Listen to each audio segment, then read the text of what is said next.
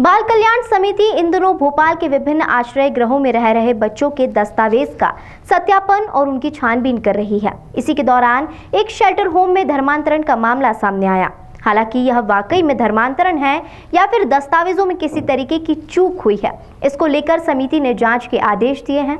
इस मामले की जांच डिस्ट्रिक्ट चाइल्ड प्रोटेक्शन यूनिट करेगी। चाइल्ड लाइन या फिर दूसरी संस्थाएं शहर में लावारिस मिलने वाले बच्चों को बाल कल्याण समिति के जरिए शहर के अलग अलग शेल्टर होम में रखवाते हैं। बाल कल्याण समिति के सदस्य कृपाशंकर चौबे ने बताया कि शहर के एक शेल्टर होम में नाबालिग बच्चे को उसके परिवार के सुपुर्द करना था। जब दस्तावेजों की जांच की गई तो पिता का धर्म अलग और नाबालिग का धर्म अलग मिला। ऐसे में बच्चों को उसके पिता को नहीं सौंपा गया।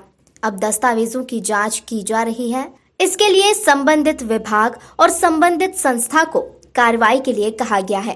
कृपाशंकर चौबे ने यह भी बताया कि संस्थाओं में सिर्फ लावारिस अनाथ बच्चों को रखा जाता है जिनके माता पिता या कोई रिश्तेदार या परिवार नहीं होता है। लेकिन जांच के दौरान यह बात भी पता चली कि संस्थाओं में उन बच्चों को भी लंबे समय तक रखा जा रहा है जिनके अभिभावक है।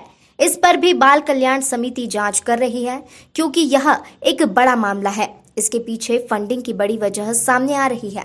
बाल कल्याण समिति के जरिए ही लावारिस बच्चों को शेल्टर होम में रखने का प्रावधान है। संस्थाएं मनमानी करके उन बच्चों को भी यहां आश्रय दे देती है जिनके अभिभावक हैं।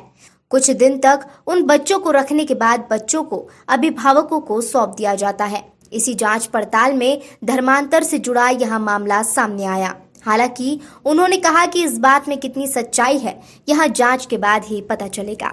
शेल्टर होम की बात कर रहे हैं, ओपन शेल्टर होम है ये। इसमें बच्चे केवल दिन में रहने की परमिशन होती है। सुबह से बच्चे वहाँ आएँ, उनके खान पीन की व्यवस्था होती है और उसकी पढ़ाई लिखाई की व्यवस्था होती है। इसके बाद शाम को बच्चे अपने घर चले जाते हैं।